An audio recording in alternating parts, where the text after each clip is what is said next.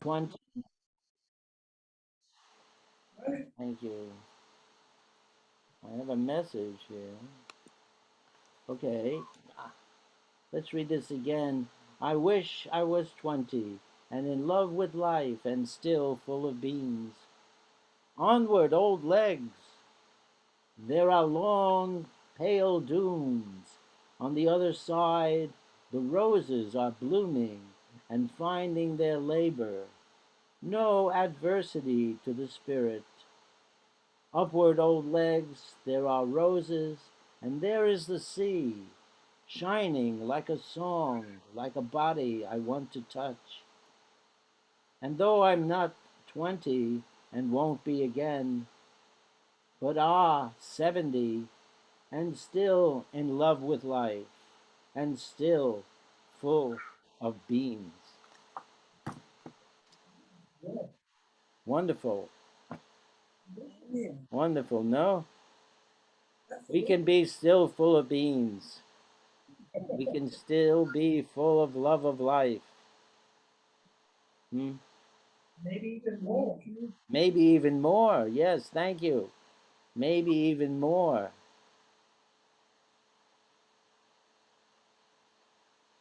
Indeed. Life may be more precious now than ever before, right? As we get older, and I'm not getting any younger myself,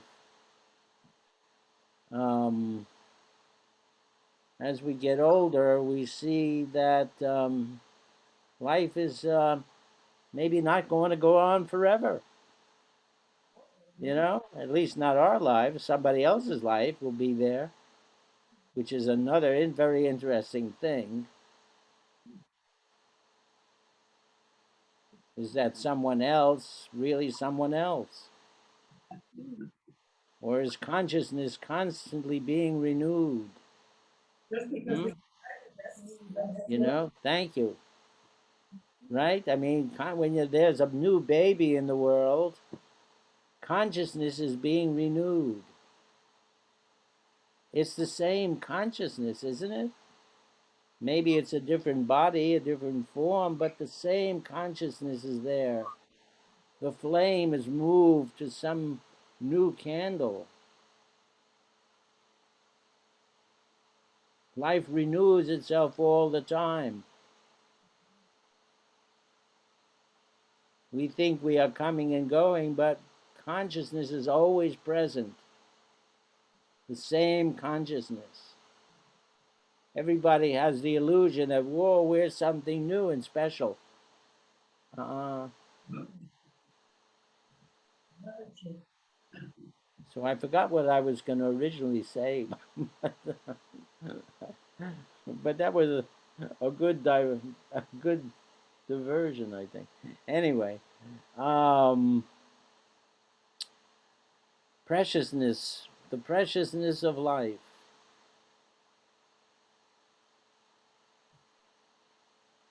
You know, at my age, a sandwich tastes better than ever. what kind? You like that? Right? A cup of coffee is wonderful, you know? Um, to see the moon come up. Wow. To hear some music. How great is that? Right? It's true, right? As we get older, things become more precious. Our grandchildren, our children, maybe, when they're not asking for money, you know. It's an amazing world.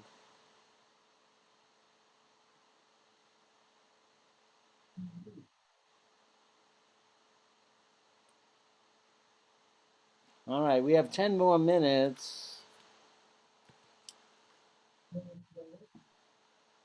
There was an article in this week's Science Times section of the paper called of the New York Times called the Science Times, published every Tuesday. And in this article, it talked about a little sea creature called a chiton, which they said looks like a meatloaf. It's a little pink animal that crawls along on the bottom of the sea, eating algae off of the seaweeds. And it has this long, like, tongue-like thing underneath it, and that tongue-like thing is full of these very sharp teeth. And now they've discovered that these teeth are made with iron, and they're the hardest teeth in the world because they're made with iron. And how did this creature create a teeth like that? You know, I mean, why couldn't we do that? But this creature has figured out a way to use iron and make the strongest teeth in the world. Probably, wouldn't be good for dentists, but other than that, it would serve us well to have teeth like that. Animals and plants have amazing ways that they have adapted to the world. You know, leaves, like pine trees have very thin leaves so that they don't release a lot of their moisture. They're covered with waxes, very well protected from releasing too much moisture, which is crucial in places where there isn't much moisture. A cactus has practically no leaves at all. Some of them have no leaves at all. Their leaves have become the little stickers that poke out of the cactus. In some places, like the Amazon, we have plants which have enormous leaves that need to release a lot of water so that they don't become overburdened with water. So life creates a certain shape and a certain form to match the place where it's living. There's a mouse that lives in the deserts that has kidneys so efficient that it gets all of its water from the seeds that it eats. Doesn't need to drink water. I'm going to have a little swig of coffee right now. Olé. Speaking of which, that's pretty good. Remember Jackie Gleason? He would have something in his cup on his show, which he called tea, and he would say, that's good. That's pretty good. And we all know what it was.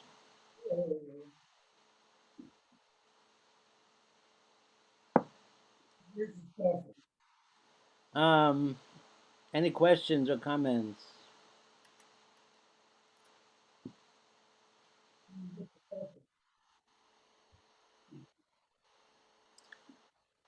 So, the world is a great wonder and mystery. And each moment that we are here is a great wonder and mystery.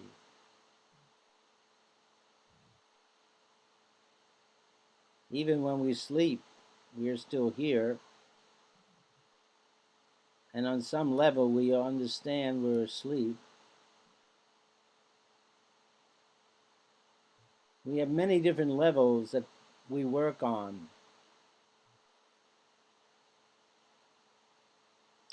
We have the mind, for example, thought.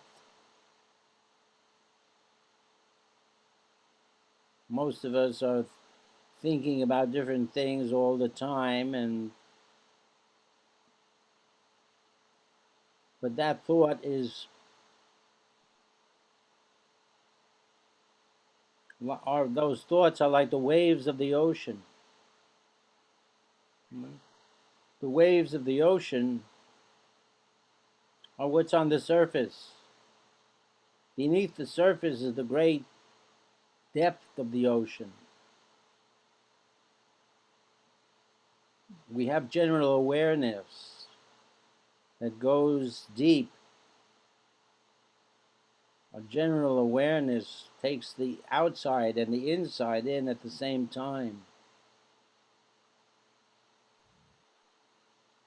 Our general awareness is where thoughts come and go, right? I don't know if I'm making this clear, but we have this ability to be aware of our universe, aware of what's around us. And that's more than thought. And it's a place that we can all explore more. A place of quiet, a place of peace.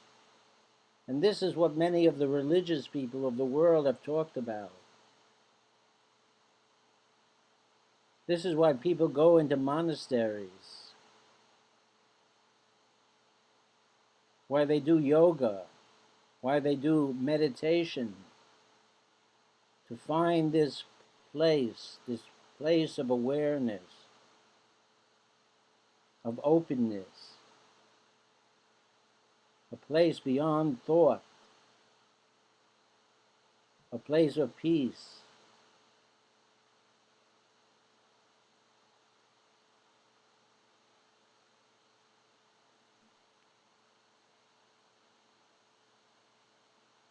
We take in a breath. Let's take in a breath.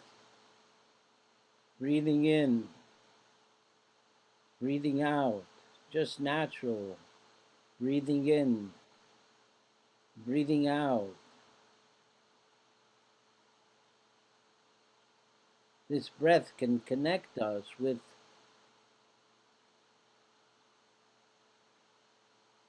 the well of consciousness, the well of being,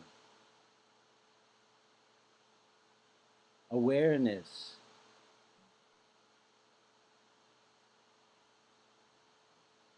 It's a nice place to be in. It's what the Buddhists,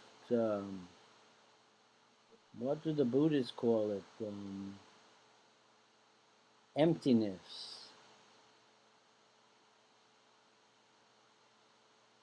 The great emptiness, which has been called fullness as well. Out of emptiness comes fullness.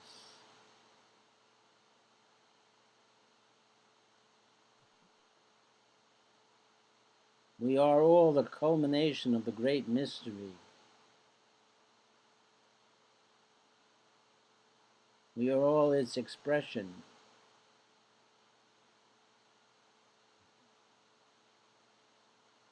Beyond our names, beyond what we do for a living or don't do for a living.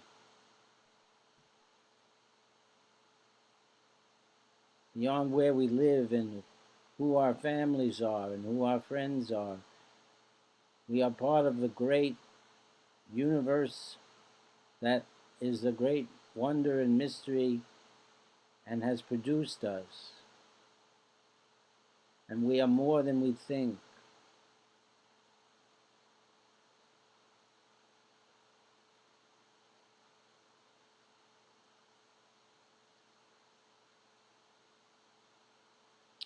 I'm going to end here today. Thank you for being such good listeners. Thank you for just being who you are. Oh, thank you. Thank you. Hopefully we'll get together again next week.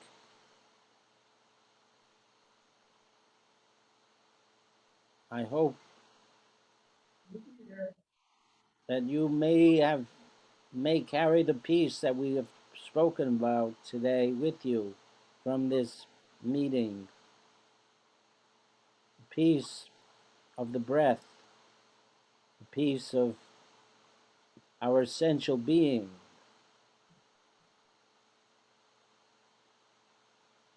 Have a wonderful afternoon. Thank you, you Thank too. you, you too. Thank you. Be well. Take care. You too. All of the above. Love all of you. Oh, likewise. Bye-bye now. Bye.